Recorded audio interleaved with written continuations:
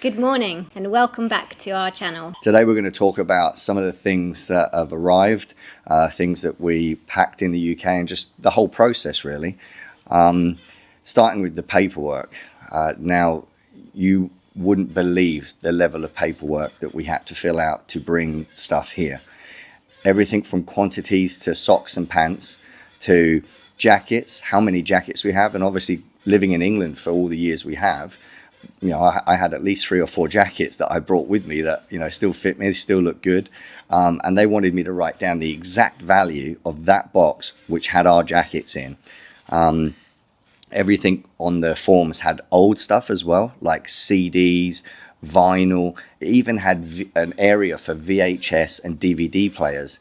And I guess some people still have those things and maybe would bring them across the world to another place. But it just felt like the whole experience could have been done on an iPad or just anything other than lines and lines and lines of paperwork to fill out. You know, how long it took? Yep, so it wasn't too bad actually. When you booked the shipping container, you can't actually choose a date that you want them to come. They basically will call you when they have a ship available. So it could be the following week, it could be weeks ahead. You actually won't know the day.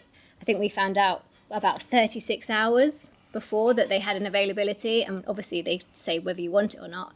But so on Tuesday night, they told us that they were going to come on Thursday, and that was quite stressful, wasn't it? We had all day Wednesday, so pretty much 24 hours to pack up the entire house. You pre-arranged a lot of stuff when I was here in that first month. Yeah, I was pottering around getting the house all ready to go, but when you actually know they're coming and you've got to get everything you want in a place where they're going to be able to pack it, it was quite stressful. But luckily it fell on a school day, so the kids were at school.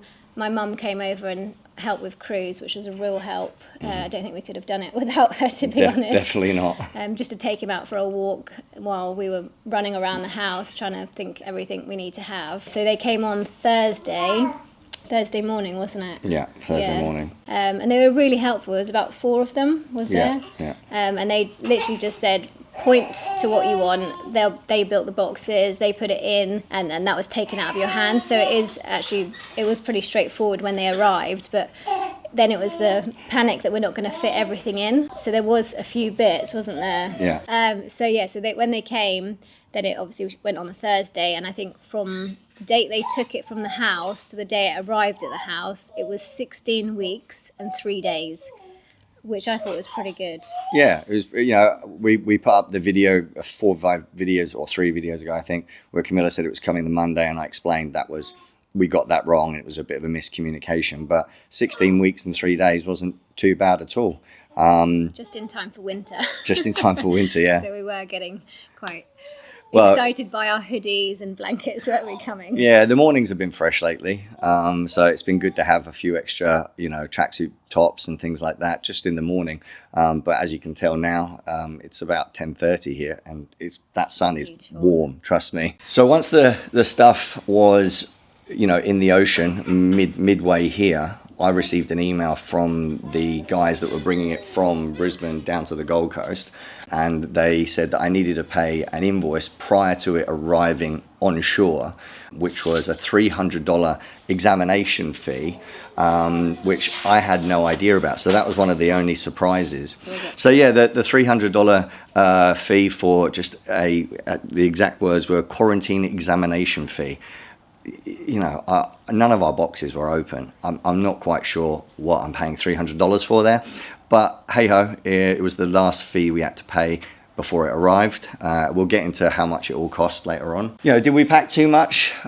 Possibly. You know, even though we wanted to bring, you know, our nice jackets that we had bought over the years, we wanted them just in case we wanted to visit Melbourne or some of the other cooler places. Did we need all the hoodies we brought? Probably not. But they're just things that we've, you know, not lived in, but, you know, used on a daily basis in the UK.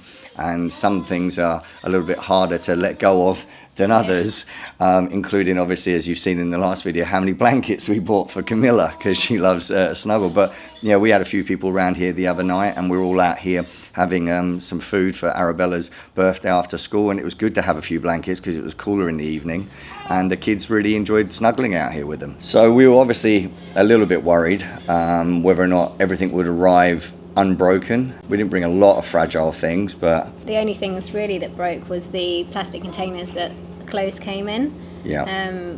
I mean, we packed picture frames. They didn't break, did they? Yeah. The only thing that really broke was some Lego stuff. Oh, yeah. Just stuff I'd built over the years, like adult Lego things like Thanos' hand and things like that. Just stuff I did with Oscar at Christmas and stuff. That stuff just didn't survive, but nothing that can't be redone as a project. They probably thought it was kids' toys because it said toys on the box, so they maybe weren't as careful with that one. Well, yeah, we had a box of Lego for the kids, and then the things that were built that took, 2 days over Christmas for me and Oscar to do. I think that they just assumed Lego was Lego, and that was it. So that's the only thing that broke. So all in all, other than a couple of plastic boxes that were broken that had clothes in them, so I don't think they felt that it needed to be that gentle with them. So we've done the majority of the unpacking, and some of the stuff that I kind of wish I had a bit more of a thought process on in the UK is maybe just a half a box or a small box of just kitchen knickknacks, I guess you want to call them, like things you just buy over the years. Everything from like a garlic crusher to a pizza cutter to just those sorts of Tupperware, yeah, but just knick-knack drawer items, things that you just use once in a blue moon, but have them, chopsticks for, noodles, just all that stuff we had collected over 7 years of living in the house. I wish that I had enough time to go in that drawer that everyone has in their kitchen that just has everything in it, and just taking out a few of the things that I'm like, well, they're really good. I don't really want to buy them again, because over the time of being here for the last few months, buying these little things one at a time, I think it would have been $200 or $300 that we've spent already just getting these little things. Yeah, it all adds up, doesn't it? Yeah, it does. It does add up. Yeah, you'd be surprised how much stuff, just, I think, I don't know if I said it before, but one of the things he's loving life over there. One of the things is just a strainer for straining pasta. Just a strain that you just don't know you need it until you go and make pasta, and then you realize you don't have a strainer.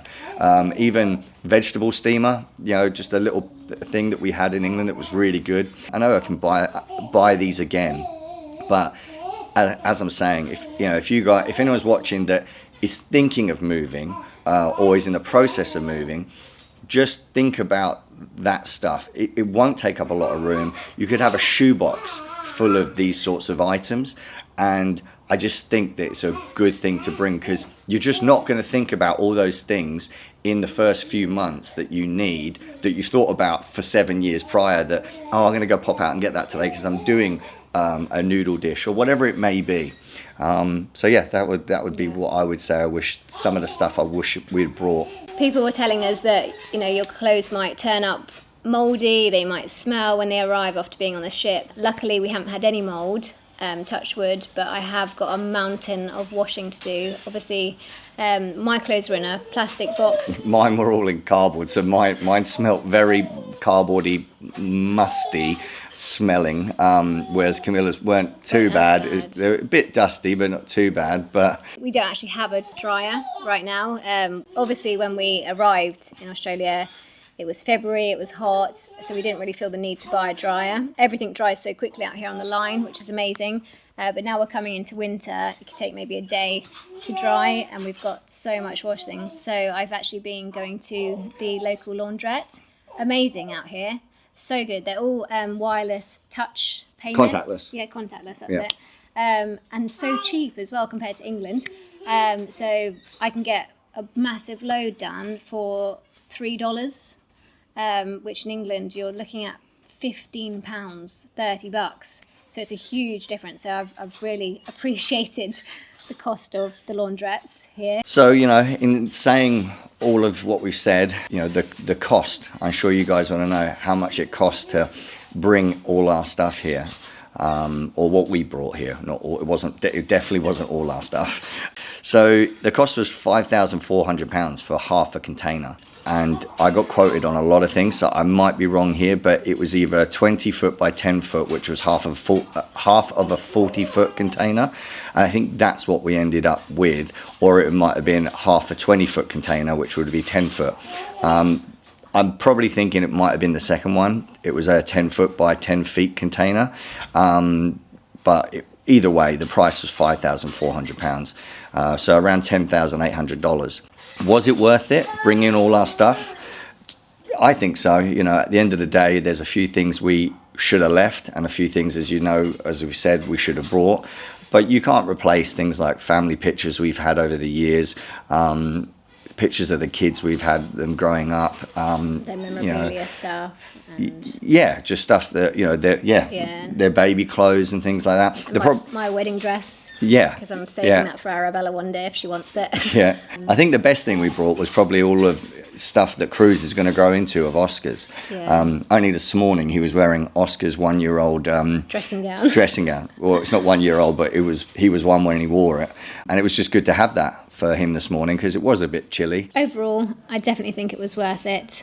Certain things you just can't replace, and we would definitely recommend the shipping company, wouldn't we? Yeah, they're great. They're in the last episode if you want to look back at them, GB Liners. They were great. The staff there was so helpful. The speed that they did some of the stuff was pretty incredible as well. We hope you found this episode useful if you're thinking about moving to Australia or anywhere else in the world. And if you have any questions or want to ask us anything, please feel free to write them in the comment section.